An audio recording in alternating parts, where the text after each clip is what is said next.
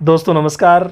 आज स्क्रीन पे जो आप गाय देख रहे हैं, इसके जबड़े में देखिए कितनी विराट सूजन आ रखी है, जो कि आगे मुंह तक फैली हुई है तो पीछे सर तक फैली हुई है। और इस सूजन को अगर हम दबाते हैं तो बहुत ही ज़्यादा कड़ी सूजन है। कुछ जगह से हमें लगता है जैसे सॉफ्ट है, तो कुछ जगह से हमें लगता है जैसे ये सूजन जो है वो हड्डी तक पहुंची हुई है। और इस गाय की दशा देखिए आप, कितनी कमज़ोर हो गई है। इस बीमारी को हम नॉर्मली लम्फीजा बोलते हैं, जबकि इसका जो वास्तविक नाम है वो नाम है एक्टिनोमाइकोसिस। ये एक्टिनोमाइकोसिस नाम जो इसका पड़ा है वो इसके कारक के कारण पड़ा है। और इसका कारक एक प्रकार का जीवाणु है, यानी बैक्टीरिया है, जिसका नाम है एक्टिनोमाइसिस बोविस। अब इसको एक्टिनोमाइसिस जो प्रजाति है इसके आगे बोविस जोड़ा गया है, क्योंकि ये जो प्रजाति है बोविस वाली, ये गाय भैंसों में ये बीमारी फैलाती है। गायों में ही ये अधिकतर ज़्यादा होती है, भैंसों में कम होती है। लेकिन जब ये हो जाती है तो बहुत ही हालत ख़राब कर देती है। इतनी सूजन रहती है कि शुरुआती अवस्था में हम हायर एंटीबायोटिक लगा देते हैं, उसके बावजूद कई बार रिजल्ट नहीं मिलता, यानी रिजल्ट देरी से मिलता है। तो पशुपालक भी घबरा जाते हैं और हमें भी लगता है कि ये क्या हो गया। नॉर्मली जो गांठ होती है वो गांठ अलग होती है, उस पर अगर हम एंटीबायोटिक हायर वगैरह लगाते हैं तो उससे क्या है कि वो एकदम से कवर हो जाती है।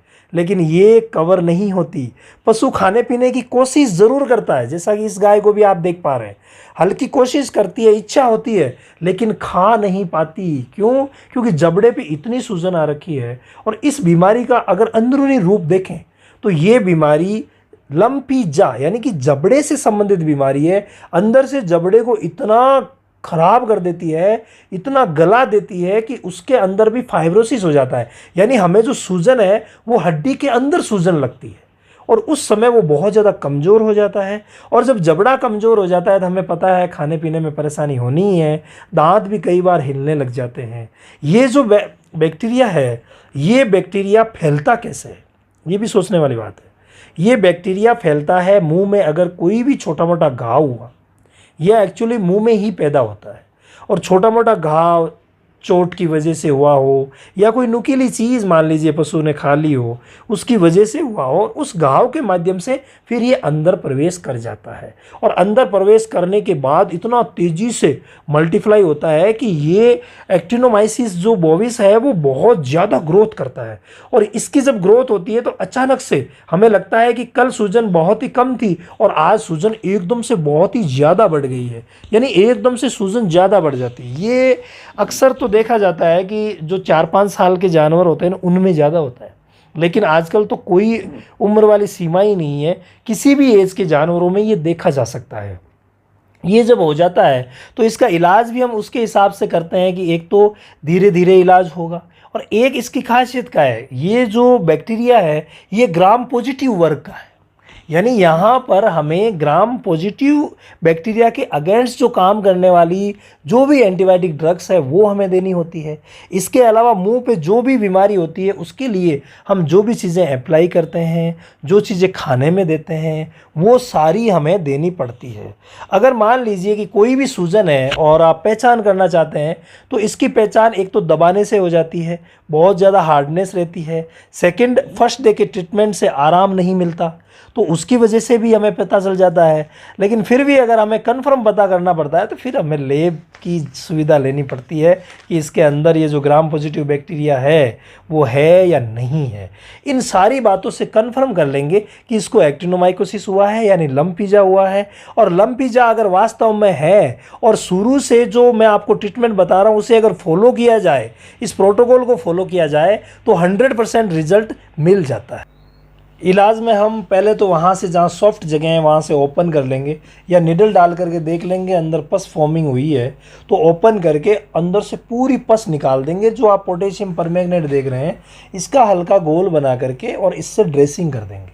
इसके अलावा जो फोटो में आप देख रहे हैं पोविडोन आयोडीन, ये भी हम यूज़ कर देंगे। पोविडोन आयोडीन का गोज भर के जितनी जगह से हमने ओपन किया है जो गांठें हैं वहाँ पर हम डाल सकते हैं। ये होगी ड्रेसिंग की बात।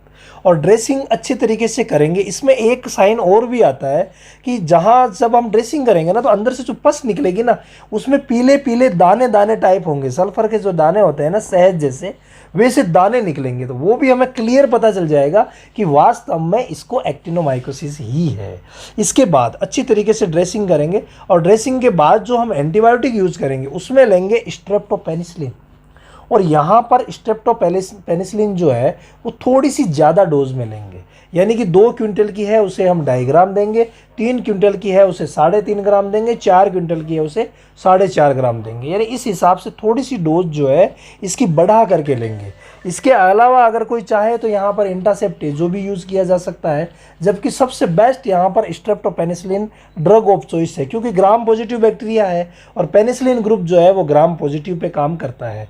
इसके अलावा जैसे 2 दिन हम DCR 5 ग्राम लगा देंगे या 4 ग्राम लगा देंगे और तीसरे दिन हम बेंथिफेन LA लगा देंगे, जो कि लॉन्ग एक्टिंग है, ये 4-5 दिन तक काम करता है, लेकिन हमें सिर्फ 2 दिन बीच में छोड़ना है। उसके बाद ड्रेसिंग करने के लिए वापस जब आएंगे तो 1 डोज और लगा देंगे तो लंबा हो जाएगा।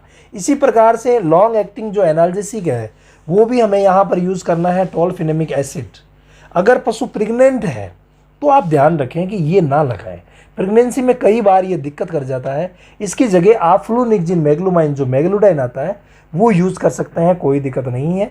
बाकी मैग्लोडाइन अगर हम लगाएंगे तो 2 दिन लगातार लगाना ही है, फिर तीसरे दिन बेंथिफेन LA के साथ लगा देंगे, फिर चौथा दिन छोड़ करके 5वें दिन और लगा देंगे। जब भी ट्रीटमेंट कर रहे हैं, एंटीबायोटिक लगा रहे हैं तो B कॉम्प्लेक्स जरूर लगाएंगे। अगर टेम्परेचर ज़्यादा है, इसमें कई बार टेम्परेचर ज़्यादा रहता है तो 105 से ऊपर है तो 5 ml लगा देंगे, नहीं तो 10 ml लगा देंगे, और साथ में हर बार 10 ml CPM लगाएंगे।